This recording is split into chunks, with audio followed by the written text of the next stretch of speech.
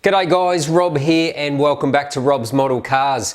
Now before we get into today's model review, looking at my YouTube analytics, around 70% of the people that watch my videos are not subscribers. So if you're not subscribed, definitely smash that subscribe button. It will help the channel grow and enable me to bring more videos to you guys. And also give that video a thumbs up, smash that like button because that seems to help the algorithm with YouTube as well. So if you haven't done either of those things, please consider doing those and I can bring you more model reviews. Okay, let's get into today's model review. So recently I did a review between the Hot Wheels Elite Ferrari 288 GTO and the KK scale Ferrari 288 GTO, and that brought out some unknown inaccuracies in the Hot Wheels Elite model that I had. Now unfortunately for me, the KK scale model of the Ferrari 288 GTO was just a pretty cheap model and it wasn't incredibly well made and it was a bit Spartan in detail. So I ended up selling both of those models on. The Hot Wheels Elite version I actually had for probably 10 years and I thought that that was pretty accurate until I did that comparison review between the two models. So as I said, I sold those two models on and then the hunt began for a BBR or a Look Smart version of the Ferrari 288 GTO. Now, both of those versions are really hard to find. They're as rare as hen's teeth. And although BBR did make 500 plus copies of the Ferrari 288 GTO, never seemed to be many up for sale. Now I put the call out to everyone on Instagram that follows me, and I managed to actually buy one from a collector in Poland that was selling the majority of his collection. Now, I didn't think I was going to be making this video because it took almost 3 months to arrive to me here in Australia, and yeah, we both thought it was lost, but luckily it turned up, it was packed really well, and it arrived undamaged. So I now have a very accurate model of the Ferrari 288 GTO to add to my collection, which I am absolutely stoked about. Now, as I said, it is from BBR Models, so they just come in these plain red boxes, a little bit of chrome branding on there, BBR in silver. Now, if we lift the lid off, this one did not come with a plexiglass display case, but I did have a couple of spare display cases from BBR, so I've added that to this one.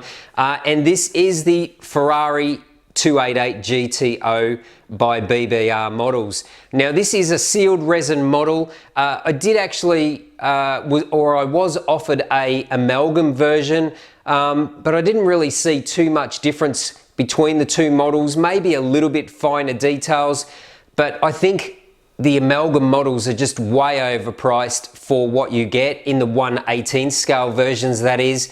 And I don't really need all that fancy packaging and the big base with the booklet, so I settled on this BBR version. So what we'll do, even though this model was released a few years ago, I thought I'd give you guys a bit of a look at it. So we'll put it on the turntable and we'll delve in and have a bit of a closer look at this Ferrari 288 GTO by BBR Models. Okay, so let's take a look at this BBR version of the Ferrari 288 GTO. Now, as I said, this is a sealed resin model, so nothing opens, which is a little bit of a shame, but this probably is the most accurate version. Maybe the amalgam is around the same or a little bit better, but this is as much as I wanted to spend on this model. So let's just talk about the base first. This just comes on the synthetic leather base from BBR. It does have BBR Models embossed in this corner Of course, BBR always do the metal laser cut badge is awesome. So you've got GTO there, you've got your Ferrari emblem on the back, and you've also got the limited edition plaque on the back here. So this is number 342 of 500. So they did make a lot of these models, and you can remove these from the base. If you just feel with your finger where the depression is in the base, you can just put a little cut in there, take the screws out and remove the model. So first impressions, it's really nice to have a nicely proportioned version of this Ferrari 288 GTO.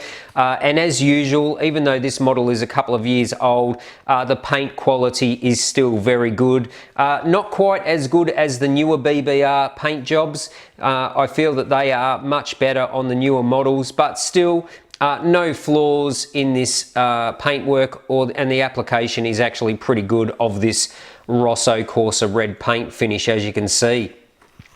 All right, let's talk about the details on this model. So the front of the model's pretty good. They've done a really good job on the driving lights on the front. These have got the lines in the glass lenses, and they do look pretty good. The turn signal and the little park light, they're adequate for this model. Now you will notice that there's some little air scoops in the front valance. Now they are just painted black, so they're just solid in there.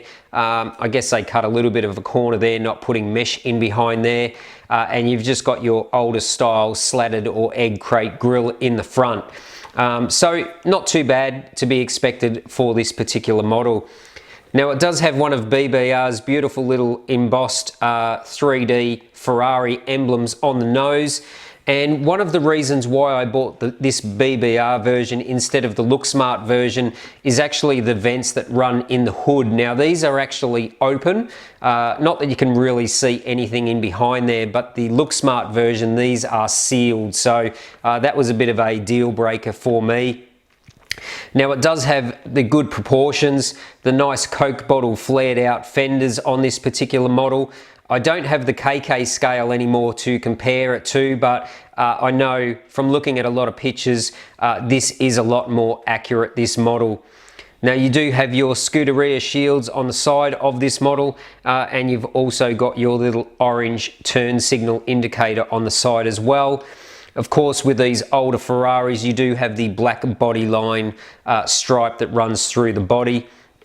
Now again, the plastics that they use on these models are super clear, but one thing I did notice with this model is the fitment of the front window. It almost looks like a proud fit. There's a little bit of glue residue down the side, and this particular side here is actually lifting up a little bit. So unfortunately, these are some of the things when you buy a model second-hand from someone across the other side of the world, you don't really know the condition. They can say it's like new, but when you receive it, it's actually not quite new. So I may do a video on how to glue down windows on that one. So going back to the windows, it does have metal windscreen wipers on here, which look quite good. And you do have the metal trim around the side windows as well to define the driver's window and the side quarter window. Now the door handles are just in black, as you can see here on the top of the door, and you've got your fuel fillers, one either side on the top of the rear arch. You do have a little key lock on the door, little black dot, and you've got your little Pininfarina badges on the bottom as well. Now, as I said, does have the big Coke bottle flared rear arches, which look really good on this model, and of course you've got the famous GTO 3 louver vents on the back of that as well. Now if we move to the back of the model, they've done a pretty good job on the tail lights as well. Pretty hard to screw that up really, and you've got your two bumperettes, one either side, and your exhaust tips underneath. So they've done a pretty good job there, and the Ferrari Cavallino and the GTO emblem are in the right spot on this model. They're actually in the wrong spot on the Look Smart as well. So that was another reason why I went for this BBR version.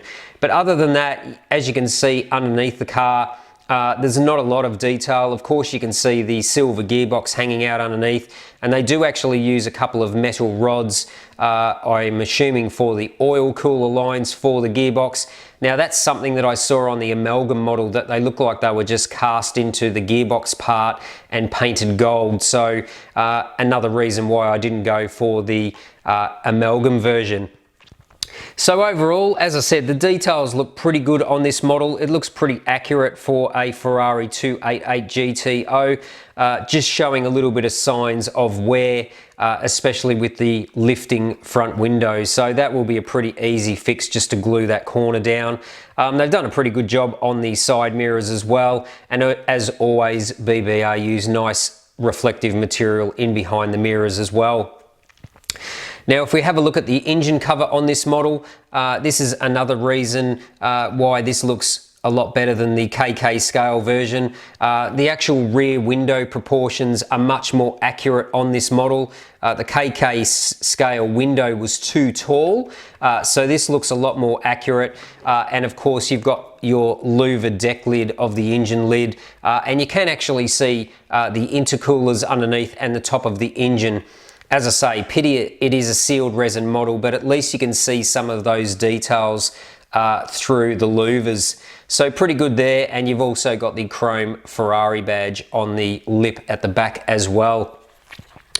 Now, one thing that is really wrong on the KK scale version, and a lot of people have commented on Facebook about that, is actually the size of the wheels. They are just too big on the KK scale version, but these look a lot more accurate, and the finish is really very good as well. So you do have your polished outer lip of the rim, the center cap of the wheel is chromed, and then you've got a silver finish on the star of the wheel. So they actually look pretty good in my opinion, the wheels on this model, front and back. The tyres are reasonably accurate as well, as far as profile of the tyre and also the width, including the rear width tyre. And the only thing that was slightly better on the amalgam version was it actually has tyre writing on the tyre, but BBR never do writing on their tyres, but I can live with that. So the stance is pretty good as well. So yeah, I'm pretty happy with the wheels on this model and the tyres and the stance. Now, being an older Ferrari and with these older F40 style wheels, you can't really see much of the brakes. It's just got a plain silver brake rotor in there and a caliper in there as well. So reasonably happy. It's not the most super detailed model, this BBR version, compared to the newer releases. But as I said, this is sort of a basic car as far as details go, because it's such an older Ferrari compared to the new ones. But nonetheless, I definitely needed it replaced in the collection so I can have my big 5 Ferraris. So all else to look at is actually the interior of the model. Now, this is pretty much all black in here. It does have a black dashboard with a somewhat textured finish or textured paint that they use on the dashboard to look like the Alcantara. It's a pretty good job there, but again, it's a very basic dashboard in the 288 GTO.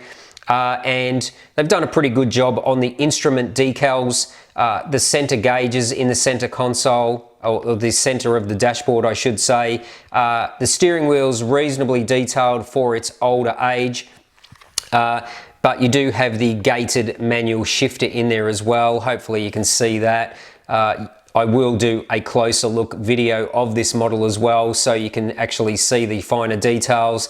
And this version just has the all black Daytona seats. Now, I believe they did do a version of this model with the red stripes on the Daytona seats, but this one is the all black version, and pretty much the same textured paint on the rear firewall of the interior as well. So pretty Spartan really on the inside. Now, there are no seat belts in this model as well, which I found a little bit odd, being it is a BBR model, but maybe they just cut the costs a little bit on this one. So that's pretty much going to wrap up all the details of this BBR version of the Ferrari 288 GTO. As I said, does need a little bit of a clean down. I might give it a little bit of a polish, and it does need, the front window is starting to pop out. I am going to have to repair that one. Being that these are really so hard to come by at a reasonable price, there was a couple on eBay, but they were in Japan. They wanted well over 1,000 Australian dollars, and I just didn't want to spend that much. This one I paid around, I think it was around 450 euros, including shipping. So I'm glad it didn't get lost, but that equates to around 740 Australian dollars for me. So that I can live with. It's about 160, 170 dollars more than what a brand new BBR model cost me today. So considering the rarity of it, I could live with that. So look, if I was going to give this one a Rob score, I'd probably give it maybe a 7 out of 10. It's not absolutely packed full of details, but it's such an iconic car and such a rare model. I'm quite happy to have it in the collection with all my other models. So yeah, I'll give it a 7 out of 10, and yeah, overall reasonably happy with the purchase. So that's pretty much going to wrap up today's video review of this Ferrari 288 by BBR Models. If you're new to the channel, why not subscribe? Don't forget to smash that like button, really helps the channel grow. But stay tuned, I do have a lot more models on the way this year, more custom models to reveal, and the Ferrari F40 series will be continuing on as well. So I hope you enjoyed today's video, but until next time, thanks for watching Rob's Model Cars.